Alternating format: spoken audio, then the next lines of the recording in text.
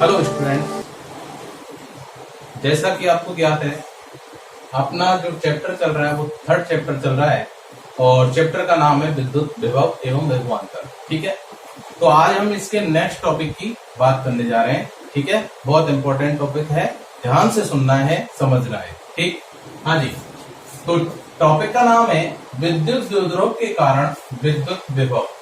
ठीक है, विद्युत द्विध्रुव के कारण विद्युत विभव ज्ञात करना है हमें। जैसे हमने फर्स्ट चैप्टर के अंदर जब हमने विद्युत क्षेत्र पढ़ा था तो उस समय हमने विद्युत क्षेत्र में विद्युत द्विध्रुव पढ़ा था और विद्युत द्विध्रुव के कारण किसी बिंदु पर हमने वहां पर क्षेत्र की तीव्रता ज्ञात की थी और वो तीव्रता हमने अक्ष और निरक्ष पर ज्ञात की थी। ठीक है, ऐसे ही यहाँ पर हम विद्युत विभव का मान ज्ञात करेंगे, चाहे वो अक्ष हो चाहे वो निरक्ष हो। ठीक है, तो अक्ष और निरक्ष दोनों को मिला के मैं किसी एक अलग से पॉइंट ले रहा हूं, उस पॉइंट पर हम चर्चा कर रहे हैं। ठीक है, और जो वो पॉइंट है वो पॉइंट जो है अपना वो स्वैच्छिक बिंदु हम लेके चल रहे हैं और उस बिंदु को फिर लास्ट में जाके जब रिजल्ट निकल के आएगा तो उस समय हम अक्ष पर रख के देखेंगे और निरक्ष पर रख के देखेंगे और अपना रिजल्ट निकाल लेंगे। ठीक है, तो दोनों को मिला के एक ही डेरिवेशन में यहाँ पर आपको समझा रहा हूँ। ठीक है, तो गौर से देखना, ध्यान से देखना। ठीक, हाँ जी। तो क्वेश्चन कैसे पूछा जा सकता है कि विद्युत द्विध्रुव क्या है तथा किसी स्वैच्छिक बिंदु पर द्विध्रुव के कारण विद्युत विभव का मान ज्ञात कीजिए। ठीक है, इस प्रकार यहाँ पर आपसे क्वेश्चन पूछ सकता है, बड़ा क्वेश्चन पूछा जाएगा।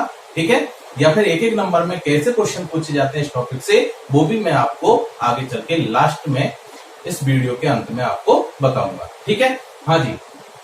तो पहले तो ये चर्चा कर लेते हैं, एक बार रिवाइज कर लेते हैं कि विद्युत द्विध्रुव क्या होता है। तो विद्युत द्विध्रुव क्या होता है, तो एक चीज याद करो, द्विव माने दो और ध्रुव माने दो ध्रुव। ठीक है, और विद्युत मान ले आवेश, मतलब ठीक है, विद्युत का मतलब क्या होता है, आवेश। ठीक, तो हमने ये देखा कि दो आवेश हैं और दोनों आवेश एक ध्रुव की तरह कार्य कर रहे हैं। ध्रुव का मतलब एक उत्तर है तो एक दक्षिण है। ठीक है, एक प्लस है तो एक माइनस है। ठीक, तो एक माइनस आवेश और एक प्लस आवेश अगर दोनों अत्यल्प दूरी पर स्थित हो, यानी दोनों के मध्य जो दूरी है वो बहुत अल्प है, बहुत अल्प। ठीक है, तो ऐसा जो निकाय होगा वो निकाय क्या कहलाएगा, विद्युत द्विध्रुव कहलाएगा। बात समझ में आ गई होगी। ठीक है, हाँ। तो यहाँ पर हम विद्युत द्विध्रुव लेते हैं और उस विद्युत द्विध्रुव से कोई भी स्वैच्छिक बिंदु मान लेते हैं और उस स्वैच्छिक बिंदु पर हमें क्षेत्र की तीव्रता विद्युत विभव का मान क्या करना है, ज्ञात करना है। ठीक है, अच्छा, दोनों आवेशों को मिलाने वाली रेखा क्या कहलाती है, सीधी रेखा द्विध्रुव की अक्ष रेखा कहलाती है। इनके केंद्र से यानी दोनों को मिलाने वाली रेखा के मध्य पॉइंट यानी केंद्र बिंदु जो है वो इससे लंबवत जाने वाली जो रेखा है ये रेखा क्या कहलाती है, विद्युत द्विध्रुव की निरक्ष रेखा कहलाती है, जिसे हम विषुवतीय रेखा के नाम से भी जानते हैं। बात समझ में आ गई। ठीक है, हाँ। तो देखना ध्यान से, टॉपिक स्टार्ट करता हूं कि मान लिया कि साहब ये द्विध्रुव है, माइनस क्यू आवेश और ये हो गया प्लस क्यू आवेश। ठीक है, और इन दोनों को मिलाने वाली रेखा ये हो गई, ये रेखा कहलाती है द्विध्रुव की अक्ष रेखा। मैं इसको आगे बढ़ा देता हूं और इसको लिख देता हूं अक्ष रेखा। ठीक है, विद्युत द्विध्रुव की अक्ष। और इन दोनों के मध्य जो दूरी हम मानते थे जिससे कि कैलकुलेशन में कोई दिक्कत ना आए, तो हम क्या मानते थे, दूरी 2a मानते थे। कितनी दूरी मानते थे भाई, 2a दूरी मानते थे। और ये इन दोनों के मध्य का हो गया सेंटर ऑफ पॉइंट। ठीक है, केंद्र बिंदु। ठीक, और यहां से अगर देखें तो इस O से इस Q की जो दूरी होगी इसको मैं A मान लेता हूं, इसको मैं B पॉइंट मान लेता हूं। तो ये वाली जो दूरी होगी यहां से यहां तक की वो क्या होगी, A होगी। ऐसे ही यहां से यहां तक की दूरी कितनी होगी, A होगी। मतलब 2a की क्या हो जाएगी, आधी हो जाएगी। मतलब कैलकुलेशन में कोई दिक्कत ना आए इसके लिए हमने 2a माना है। ठीक है, a मान सकते हैं, जब a मानेंगे तो यहाँ क्या हो जाएगा, a/2 हो जाएगा, यहाँ भी क्या हो जाएगा, a/2 हो जाएगा। कोई जरूर नहीं है a माने, हम d मान सकते हैं। ठीक है, डिस्टेंस। ठीक है, स्मॉल d मान सकते हैं, 2d मान सकते हैं, कुछ ही मान सकते हैं। क्लियर, ये हमारे ऊपर डिपेंड करेगा। ठीक है, हाँ जी। अब मान लेते हैं कि अगर द्विध्रुव इस पर, अगर बिंदु देखो यहां पर है, इस रेखा पर है, कहीं भी है इस रेखा पर, तो हम क्या कहेंगे, क्या रहेगा अपना टॉपिक कि द्विध्रुव की अक्ष रेखा पर स्थित किसी बिंदु पर विद्युत विभव का मान ज्ञात करना। बात समझ में आ गई? ठीक। अच्छा, एक रेखा कौन सी होती है जो इसके लंबवत केंद्र से जाती है, ये वाली, ये रेखा क्या कहलाती है, निरक्ष रेखा कहलाती है। और बिंदु इस निरक्ष रेखा पर कहीं भी हो सकता है, तो उस पर भी हमें विद्युत विभव का मान ज्ञात करना है। ठीक है, तो मैं इन दोनों को छोड़ रहा हूं। ठीक है, मैं कोई स्वैच्छिक बिंदु ले रहा हूं कि जो बिंदु है वो कहीं भी हो सकता है। क्लियर? ना तो मैं अभी अक्ष की बात कर रहा हूं, ना ही मैं अभी निरक्ष रेखा की बात कर रहा हूं, मैं किसी स्वैच्छिक बिंदु की बात कर रहा हूं। ठीक है, और मान लेते हैं वो स्वैच्छिक बिंदु देखो यहां हो सकता है, यहां हो सकता है, यहां हो सकता है, यहां हो सकता है, यहां हो सकता है, यहां हो सकता है, कहीं भी हो सकता है। क्लियर? तो मान लेते हैं हम कि माना कि जो स्वैच्छिक बिंदु है P वो ये रहा, और हमें इस बिंदु P पर क्या ज्ञात करना है, विद्युत विभव का मान ज्ञात करना है। क्लियर? हमें इस बिंदु P पर इस विद्युत विभव का मान क्या करना है, ज्ञात करना है। क्लियर? ठीक है साहब। अच्छा, तो ज्ञात करने के लिए सबसे पहले ये देखो कि ये बिंदु P इस द्विध्रुव से कितनी दूरी पर है। तो द्विध्रुव से दूरी जो मानी जाती है वो हमेशा जो दूरी हम लेते हैं किन्हीं भी दो स्थितियों के मध्य जब भी दूरी मानी जाती है तो हमेशा केंद्र से मानी जाती है। कहां से लेते हैं, सेंटर से लेते हैं। तो इसका सेंटर कौन है द्विध्रुव का, ये रहा O। तो O से मान लेते हैं वो कितनी दूरी पर है। तो मानी हुई दूरी को हम किससे व्यक्त करते हैं भाई, स्मॉल r से व्यक्त करते हैं। किससे व्यक्त करते हैं, स्मॉल r से व्यक्त करते हैं। बात समझ में आई? ठीक है साहब। अब देखना ध्यान से, तो ये मान लिया हमने कि ये द्विध्रुव जो है, ठीक है, बिंदु P जो है वो द्विध्रुव से स्मॉल r दूरी पर है, और कैसे है, थीटा कोण बनाते हुए है। कैसे है भाई, थीटा कोण बनाते हुए। ठीक। अच्छा, अब एक चीज बताओ, अगर ये थीटा अगर 0 डिग्री हो जाए, क्या हो जाए, 0 डिग्री। देखना ध्यान से, तो 0 डिग्री कब होगा, जब ये बिंदु P कहां आ जाएगा, इस रेखा पर आ जाएगा। इसका मतलब थीटा 0 होगा, तो उस स्थिति में बिंदु कहां होगा, अक्ष पर होगा। ठीक। अच्छा, अब इस बात यदि इस थीटा का मान 90 डिग्री कर दूं, तो इसका मतलब बिंदु P कहां चला जाएगा, कहां चला जाएगा, निरक्ष रेखा पर चला जाएगा। तो इसका मतलब आपको समझ में आ गया होगा कि यहाँ पर अक्ष और निरक्ष जो है वो किस पर डिपेंड है, थीटा पर डिपेंड है। किस पर डिपेंड है, थीटा पर। कि अगर थीटा का मान 0 डिग्री कर दिया जाए तो कौन सा आ जाएगा अपने पास डेरिवेशन, अक्ष रेखा का आ जाएगा। और अगर थीटा 90 डिग्री कर दिया जाए तो रिजल्ट किसका आएगा, निरक्ष रेखा का आएगा। बात समझ में आ गई? देखना। तो देखो ध्यान से, क्या करते हैं भाई, विद्युत क्षेत्र में जब हमने पढ़ा था तो हमने क्या किया कि माइनस क्यू के कारण इस पर क्षेत्र की तीव्रता, ऐसे प्लस क्यू के कारण विद्युत क्षेत्र की तीव्रता, और फिर दोनों का परिणाम ज्ञात कर लिया, वो अपने पास परिणाम आ जाएगा। नहीं, यही बात समझ में। ऐसे यहाँ पर विभव देख लेते हैं क्या, कि सर इस माइनस क्यू के कारण माइनस, ठीक है, से कितनी दूरी पर है ये बिंदु P, वो मान लिया हमने R1 दूरी पर है, और प्लस क्यू जो है इससे कितनी दूरी पर है वो मान लिया R2 दूरी पर है। बात समझ में आ गई? अब एक चीज बहुत इंपॉर्टेंट यहाँ पर कि विभव जो है, विद्युत विभव, वो कैसी राशि होती है, अदिश राशि होती है। कैसी राशि होती है, अदिश राशि होती है। और अदिश राशियों में हम कोई भी वेक्टर का चिन्ह नहीं लगाते, और जो भी जोड़ बाकी करते हैं हम डायरेक्ट करते हैं बीजगणितीय योग से। क्लियर? ठीक सर। तो मान लेते हैं कि माइनस क्यू के कारण इस बिंदु P पर जो विभव है वो मान लिया हमने V1 है, और प्लस क्यू के कारण विभव कितना है, V2 है। क्लियर? ठीक। अच्छा, तो देखो जब माइनस क्यू ले रहा हूं मैं, तो इस पूरी स्थिति को 0 मान के चल रहा हूं। ठीक। तो ये स्थिति क्या कहलाएगी कि किसी बिंदुवत आवेश के कारण किसी बिंदु पर विद्युत विभव का मान कितना होगा। ये पॉइंट हमने पढ़ा था लास्ट वीडियो के अंदर। ठीक है, लास्ट। ठीक है, क्या कि किसी बिंदु आवेश के कारण किसी बिंदु पर विद्युत विभव का मान कितना होता है। ठीक है, क्यों, जब मैं इसके कारण इस पर ज्ञात करूंगा तो ये पूरी स्थिति क्या हो जाएगी, 0 हो जाएगी। इसको हटा दूंगा मैं। ठीक, तो केवल एक ही चीज बचेगी, ये वाली नहीं। और बिंदु आवेश के कारण किसी बिंदु पर विभव हमने ज्ञात कर लिया। ठीक, और कितना होता है वो हम अभी चर्चा करते हैं। ठीक है, पहले हम बात कर चुके थे। तो यहाँ पर माना मुनि सब आप लोग लिख लेना जो भी है। ठीक, मैं डायरेक्ट यहां से लिख रहा हूं कि माइनस क्यू के कारण चित्रानुसार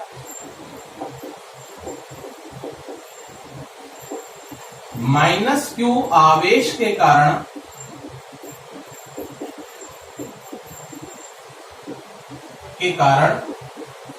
बिंदु P पर विद्युत विभव,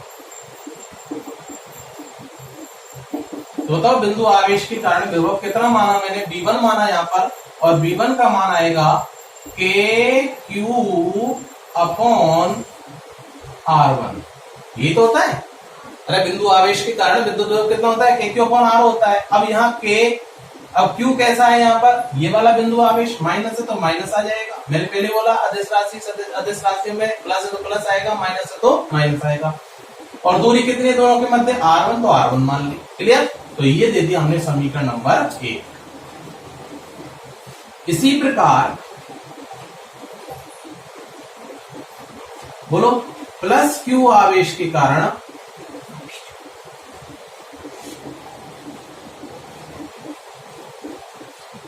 बिंदु P पर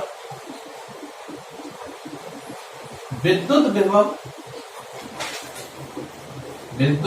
विभव बोलो कितना है, V2 माना था, तो V2 बराबर आ जाएगा K प्लस Q बटे R2। ठीक है साहब, समीकरण नंबर 2। अब बिंदु P पर टोटल विभव कितना हुआ भाई, एक तो इसके कारण हो गया और एक इसके कारण हो गया, तो टोटल कितना हुआ। अतः बिंदु P पर कुल विभव, और इन दोनों को मिला के ही द्विध्रुव का हो जाएगा।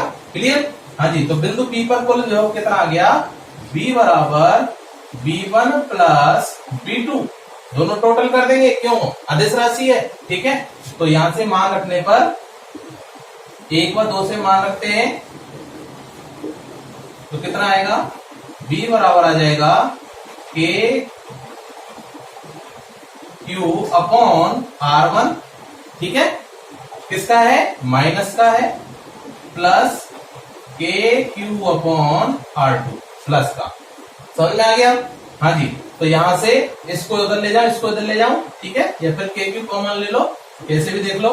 तो यहां से B बराबर आ जाएगा, K Q बार कॉमन ले लेते हैं, अंदर बचेगा 1 अपॉन R2। देखो ये पहले ले लिया मैंने प्लस वाला, माइनस 1 अपॉन R1।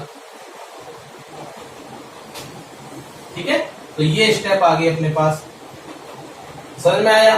ठीक, तो यहां तक पहले इसको नोट करो ना, स्क्रीनशॉट ले लो, उसके बाद आगे चलते हैं। हाँ जी, यहां से मिटा दूं, ले लिया स्क्रीनशॉट,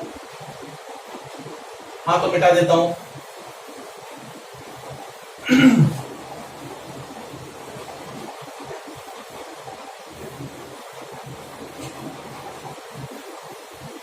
हाँ तो क्या है अपने पास, देखना, यह आया निकल के, या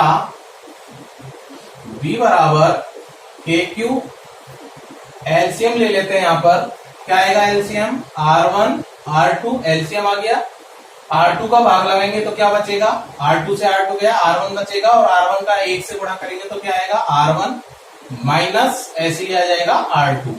ठीक है, ये समीकरण आ गया अपने पास, समीकरण नंबर 3। ठीक है, तो यहां तक कोई समस्या नहीं होनी चाहिए, है ना। इसको भी मैं यहां से मूव कर रहा हूं। हाँ जी, तो ये रिजल्ट निकल के आया साहब यहाँ पर। अब यहाँ पर एक चीज बताओ मेरे को, कौन कौन सी राशि हमें अज्ञात है जो नहीं दे रखी है। ठीक है, हमें क्या क्या चीज दे रखी है, Q1 दे रखा है, Q दे रखा है, Q दे रखा है। ठीक है, बात समझ में आई। R दे रखा है, R हमें ज्ञात है, लेकिन R1 और R2 ज्ञात नहीं है। बात समझ आ गई। ठीक है, तो K का मान ज्ञात है, Q का मान ज्ञात है, लेकिन R1 और R2 का मान ज्ञात नहीं है। इसका मतलब इस चित्र से हमें R1 की वैल्यू R की फॉर्म में निकालनी है, ऐसे R2 की वैल्यू भी R की फॉर्म में निकालनी है। समझ में आ गया। ठीक, तो कैसे करें वो देखना ध्यान से। इसको मिटा रहा हूं थोड़ी देर के लिए, देखना ध्यान से।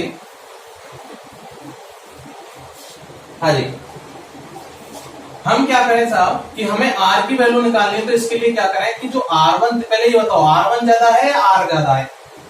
कौन ज्यादा है, कौन सी दूरी ज्यादा है दोनों में?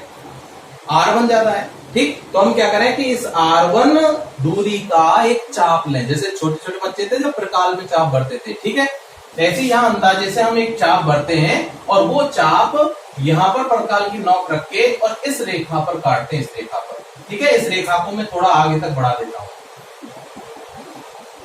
ठीक है भाई। और जब काटते हैं तो इस r1 दूरी का एक चाप काटा, तो मान लिया वो चाप यहां जाके कटा, बात समझ में आ गई। और इस चाप पर यहां से इस q माइनस q से और इस पर हमने डाल दिया लंब।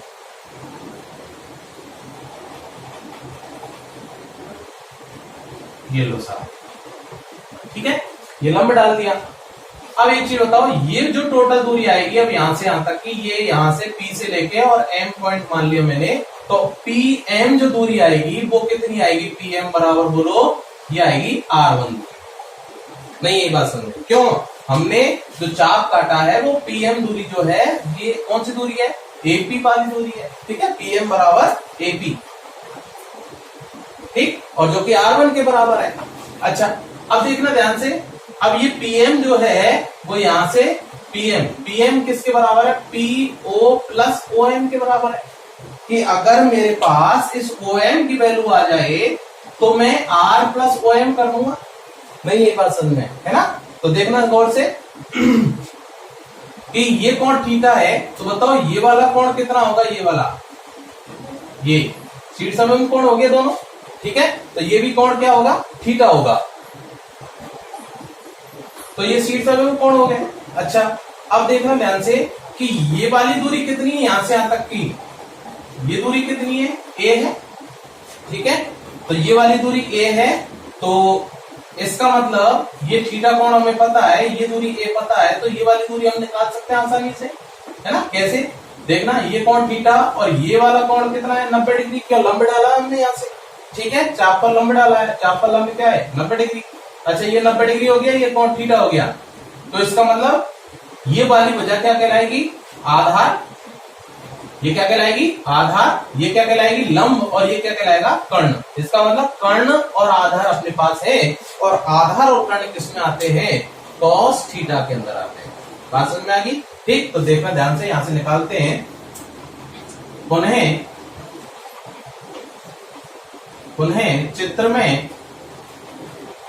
चित्र में AP त्रिज्या, AP दूरी का चाप भुजा किस पर? OP पर काटते हैं, तब चित्र से, हाँ जी, AP बराबर PM बराबर R1। बात समझ में आ गई? एवं PM बराबर, देखना थे, PM बराबर किसके होगा? OP प्लस किसके? OM के। बात समझ में आ गई? ठीक है, OP यहां से यहां तक और OM ये रहा, ठीक है, और OP बराबर कितना है? या PM बराबर OP कितना है? बोलो, R प्लस OM। ये समीकरण दे दिया 4। पुनः त्रिभुज, देखना कौन सा? OAM से समकोण त्रिभुज है, ठीक है, cos थीटा बराबर आधार बट्टे कर्ण, आधार कितना? OM, कर्ण कितना? AO, ठीक है, और OM बटे OA का मान कितना है? Small a। बात समझ में आ गई? क्यों? स्मॉल a तो हमें पता है, ठीक है, ज्ञात है। अतः OM बराबर क्या आ गया? A cos थीटा आ गया।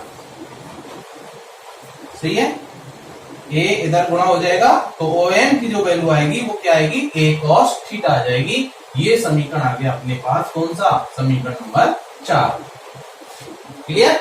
ठीक, तो ओ एम की वैल्यू आ गई। अतः समीकरण 4 से, हाँ जी, पीएम किसके बराबर है, R1 के बराबर। तो R1 बराबर क्या आ गया, देखो R प्लस ए कॉस थीटा। समीकरण नंबर ये 5 थी और ये हो गई 6। ठीक है, तो अपने पास R1 की जो वैल्यू आई निकल के वो कितनी आ गई, R प्लस ए कॉस थीटा आ गई। समझ में आ गया। ठीक है, तो यहां तक इसको स्क्रीनशॉट ले लो एक बार। हाँ जी, मिटा देता हूं इसको एक बार, देखना ध्यान से।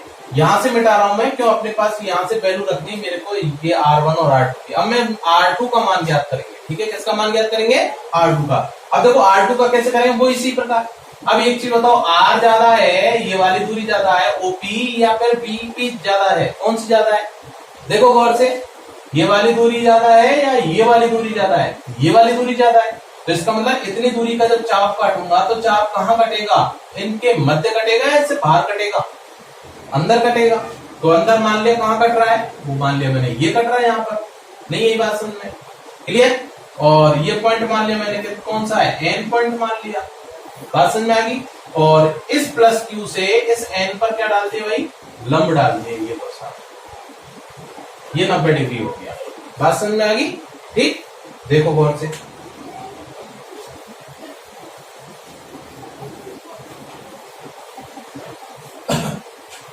हाँ जी, इसी प्रकार चित्र से, हाँ जी, कौन सी दूरी देखना गौर से, PN किसके बराबर होगी, PN बराबर होगी किसके, BP के, और जो कि बराबर है किसके, R2 के। नहीं ये बात समझ में, ठीक है, कि इतनी दूरी का ही तो चाप काटा उसने। अच्छा, अब बताओ, PN बराबर BP बराबर R2 है, क्लियर। हमें क्या चाहिए, कौन सी, R की फॉर्म में चाहिए दूरी, है ना, और कौन सी दूरी चाहिए, PN ही चाहिए। और चूंकि PN बराबर किसके है, या PN बराबर देखना, मैं ये लिख सकता हूं क्या, OP माइनस ON, बोलो, अरे PN ये लिख सकता हूं क्या, PN बराबर OP माइनस ON। ठीक है, क्यों, OP टोटल में से ये दूरी हटा दूं तो यही तो बचेगी, है ना। और OP का मान कितना है, R, तो इसको मैं लिख सकता हूं या PN बराबर R माइनस ON। ठीक है, और PN किसके बराबर है, हमें पता ही R2 के बराबर है, और R2 याद करना है हमें। ये समीकरण नंबर 7 आ गया। अब ऐसे ही त्रिभुज इसी प्रकार आ गया, अब ये वाला आ गया, ये दूरी कितनी होगी यहां से यहां तक की, वही A। ठीक है, तो त्रिभुज कौन सा आ गया अपने पास, BON से। ठीक है, समकोण त्रिभुज है, वही cos थीटा बराबर आधार बटे कर्ण। अब देखो ये वाली भुजा जो कहलाएगी यहां से यहां तक की आधार कहलाएगी, और ये कहलाएगा कर्ण। तो आधार कौन सी है, ON बटे कर्ण A। तो यहां से ON की वैल्यू आ गई अपने पास, क्या आ गई, A cos थीटा। बात समझ में आ गई, है ना। और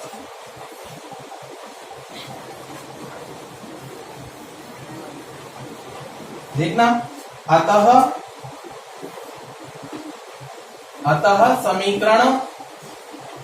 समीकरण 7 से मान रख देते हैं साथ में, तो PN की जगह क्या रख दूं मैं, R2 बराबर आ जाएगा R माइनस ON की वैल्यू कितनी आ गई, A cos थीटा। ठीक है, ये आ गया अपने पास समीकरण नंबर 8। नहीं यही बात समझ, क्लियर। ठीक है, तो इसका मतलब समीकरण 6 आ गया अपने पास, समीकरण 8 आ गया, दोनों से R1 R2 वैल्यू आ गई। अब इन दोनों से मान इस समीकरण में हम पुट कर देंगे, क्लियर। बात समझ में आ गई होगी, है ना। तो इसको एक बार स्क्रीनशॉट ले लो एक बार। हाँ जी, मिटा देता हूं ये पूरा मैं। ठीक,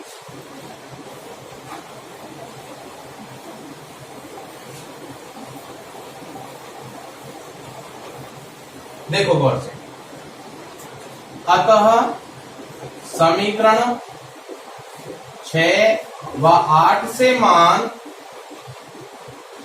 3 में रखने पर, ठीक, कितना आएगा? b बराबर के क्यू, r1 की वैल्यू रखो, ये रही, r प्लस ए कॉस थीटा माइनस, कोष्टक में डाल देते हैं इसको, क्यों प्लस माइनस का अंतर आएगा, r2 की जगह ये वाली वैल्यू रखो, r माइनस ए कॉस थीटा, ठीक है, बट्टे ये हटा देता हूं मैं यहां से, r1 r2 ये दोनों का गुणा कर दो, r प्लस ए कॉस थीटा और r माइनस ए कॉस थीटा, समझ में आया? ठीक, यहां से देखो माइनस से हटा देते हैं, यहां से कोष्टक खोलते हैं, तो b बराबर के क्यू, क्या आएगा? r प्लस ए कॉस थीटा, ये माइनस है तो अंदर वाले चिन्ह चेंज हो जाएंगे, तो ये आएगा minus r plus minus minus plus A cos theta, a cos theta बट्टे, अब देखो यहां से इस वाली वैल्यू को देखो, ये क्या बन रहा है, क्योंकि a minus B into A plus B बराबर होता है A square minus B square के, बात समझ में आई? ठीक, तो ये आ जाएगा अपने पास आर स्क्वायर माइनस ए स्क्वायर कॉस स्क्वायर थीटा, बोलो क्लियर है? ठीक, देखना आर प्लस का आर माइनस का कैंसिल आउट, ठीक है, क्या बचेगा, या b बराबर के क्यू, ऊपर क्या बचेगा बोलो, A cos theta plus A cos theta कितना हो गया, 2a कॉस थीटा बट्टे नीचे बचेगा आर स्क्वायर माइनस ए स्क्वायर कॉस स्क्वायर थीटा, ये लो साहब, ये समीकरण आ गया अपने पास, समीकरण नंबर 8 था अपने पास, 9 आ गया, क्लियर? ठीक है, तो यहां तक एक बार इसको नोट कर लो, स्क्रीनशॉट ले लो, उसके बाद आगे चलते हैं। हाँ जी, मिटा दूं, अब देखो इस स्टेप का कोई यूज नहीं है यहां पर, अब इसको हटा रहा हूं मैं,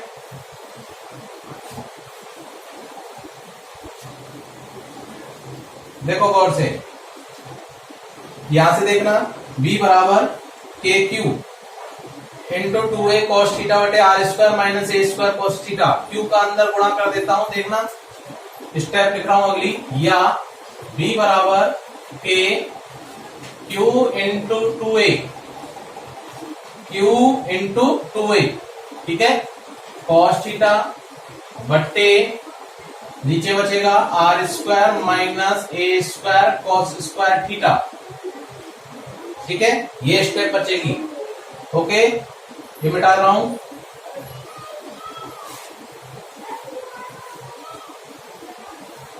हाँ जी, देखना, चूंकि क्या जानते हैं हम, Q इंटू 2a बराबर क्या होता है, बोलो, P होता है विद्युत द्विध्रुव आघूर्ण, है ना, Q इंटू 2a क्या होता है, विद्युत द्विध्रुव आघूर्ण होता है, P होता है, तो इसकी जगह मैं P लिख देता हूं, तो ये आ जाएगा यहां से B बराबर के P cos theta upon R square minus ए स्क्वायर कॉस स्क्वायर थीटा, ये लो साहब, ठीक है, समीकरण नंबर 10, ठीक है भाई। अब एक चीज बताओ, जो r जो मैंने मानी है, ये वाली जो दूरी मानी है, और ये दूरी क्या होती है, अत्यल्प होती है, अरे 2a अत्यल्प होती है, 2a का मान बहुत कम होता है, और जब 2a का मान कम होता है तो उससे आधे का मान और भी कम होगा, ठीक, अब जैसे मान चलो 0.5 है, 0.05, ठीक, अगर मैं इस 0.05 का स्क्वायर करूं, क्या करूं, स्क्वायर, तो बताओ कितना आएगा, यह आएगा 0.0025, ठीक है, अब बताओ इन दोनों में कौन सी वैल्यू बड़ी है, कौन सी बड़ी है, ये वाली वैल्यू बड़ी है, नहीं है दरअसल में, इसका मतलब कि इस वैल्यू का, अगर मैं पॉइंट वाली वैल्यू का एक से छोटी संख्या का स्क्वायर करता हूं तो और भी छोटी संख्या प्राप्त होती है हमें, नहीं बात समझ में, है ना, तो देखो गौर से, चूंकि ए का मान लेस देन है किससे, आर की तुलना में, नहीं ये बात समझ में। अतः ए स्क्वायर क्या होगा, और कम हो जाएगा, तो जीरो के समथिंग वैल्यू आएगी, जीरो के समथिंग, और जीरो के समथिंग वैल्यू को अगर किसी भी राशि में अगर जोड़ते हैं या घटाते हैं तो वही राशि प्राप्त होती है जिसमें हम जोड़ रहे हैं या घटा रहे हैं। नहीं, अगर मान चलो इस वैल्यू को मैं एक में जोड़ूं या एक में से घटाऊं तो लगभग एक ही आएगा, नहीं ये बात समझ में, ठीक है। हाँ, तो देखना, अतः ए स्क्वायर को नगण्य, तो ए स्क्वायर जब नगण्य होगा तो कॉस स्क्वायर थीटा भी क्या हो जाएगा, नगण्य हो जाएगा, और थीटा का मान भी तो क्या है, अल्प, ठीक है, जीरो है, तो जो भी मानेंगे आप, तो ए स्क्वायर वाली वैल्यू को नगण्य मानकर छोड़ने पर, क्यों, क्योंकि कॉस स्क्वायर थीटा का जो मान होता है वो -1 और +1 के बीच में होता है, ठीक है, -1 और +1 के बीच में होता है। देखना, अतः समीकरण 10 से क्या आ जाएगा, b बराबर आ जाएगा KP cos theta upon R square. बोलो ये बात समझ में आई क्या, ठीक है। तो ये वाली वैल्यू आ गई अपने पास, और ये है किसी स्वैच्छिक बिंदु पर चर्चा कर रहे हैं, किस पर चर्चा कर रहे हैं, स्वैच्छिक बिंदु पर, स्वैच्छिक बिंदु है ये, ठीक है। तो ये स्वैच्छिक बिंदु पर अपने पास विभव का मान आ गया, क्लियर। अब यहां पर मैं कंडीशन लगा रहा हूं, तो कंडीशन फर्स्ट कि यदि बिंदु P कहां हो, अक्ष पर हो, तब बताओ अक्ष पर होगा तो इस थीटा का मान कितना होगा, ये बिंदु P अगर यहां जाएगा तो थीटा कितना हो जाएगा, 0।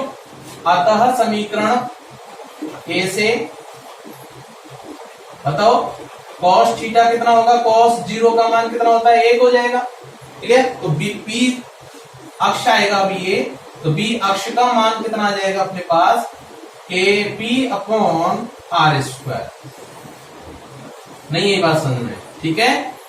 तो B अक्ष पर अपने पास, यहीं से हमने अक्ष के लिए निकाल दिया, तो स्वैच्छिक बिंदु निकाल लेंगे, और स्वैच्छिक बिंदु से ही हम अक्ष निकाल दिया, कितना आ गया, B अक्ष बराबर आ गया KP अपॉन R स्क्वायर। और याद करो क्षेत्र की तीव्रता जो आ रही थी वो KP अपॉन RQ आ रही थी, KP अपॉन RQ। तो B अक्ष का मान कितना आ गया, KP अपॉन R स्क्वायर आ गया, ठीक है। स्क्रीनशॉट ले सकते हो इसका, ऊपर से मिटा देता हूं। इसी प्रकार निरक्ष रेखा निकाल लेते हैं, कंडीशन सेकंड। यहां पर देखो अपने 3 क्वेश्चन कंप्लीट हो गए, एक तो स्वैच्छिक बिंदु हो गया, एक अक्ष हो गया, और एक निरक्ष और रेखा में विषुवत रेखा पर यदि बिंदु P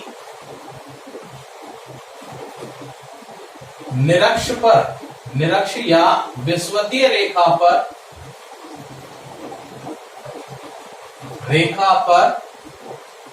स्थित हो, तब समीकरण ए से B निरक्ष, बोलो समीकरण ए से थीटा कितना हो जाएगा, B थीटा बराबर 90 डिग्री, बोलो बात समझ में आई क्या। और B निरक्ष बराबर कितना है, KP cos 90/R square, clear. तो यहां से क्या आ जाएगा, B निरक्ष बराबर आ जाएगा अपने पास, cos 90 का मान 0 होता है, तो पूरी वैल्यू क्या हो गई, 0 हो गई। ये बहुत इंपॉर्टेंट पॉइंट है, ध्यान रखना, डायरेक्ट पूछा जाता है कि निरक्ष रेखा पर स्थित किसी बिंदु P पर विद्युत विभव का मान कितना होता है, तो 0 होता है, कितना होता है, 0, ठीक है। तो निरक्ष रेखा पर कहीं भी पॉइंट होगा, जैसे मान के चलो ये दो ध्रुव है -q और +q, और ये हो गई निरक्ष रेखा, तो इसके किसी भी बिंदु पर, यहां पर, ठीक है, कहीं भी पॉइंट होगा, इन सारे पॉइंटों पर विभव का मान क्या होगा, 0 होगा, लेकिन क्षेत्र की तीव्रता 0 नहीं होगी। बात समझ में आ गई ना, क्षेत्र की तीव्रता 0 नहीं होती है, लेकिन विद्युत विभव का मान निरक्ष रेखा पर स्थित प्रत्येक बिंदु पर क्या रहेगा, 0 रहेगा, क्लियर। तो बहुत इंपॉर्टेंट पॉइंट है, ये याद रखना है, ठीक है। तो यहां पे आके अपना ये टॉपिक कंप्लीट हो जाता है, ठीक है। एक बार और देख लो इसको ध्यान से। तो हमने क्या किया, यहाँ पर अक्ष रेखा देखी तो अक्ष रेखा पर थीटा बराबर 0, निरक्ष रेखा देखी तो थीटा बराबर 90, और हमने देखा कि अक्ष पर क्षेत्र की तीव्रता 1/r² के समानुपाती है, जबकि निरक्ष रेखा पर क्षेत्र की तीव्रता का मान क्या होता है, 0 होता है। ठीक है, तो आई थिंक आज की वीडियो आपको पसंद आई होगी। चैनल को लाइक करना, सब्सक्राइब करना और अधिक से अधिक शेयर करना। धन्यवाद।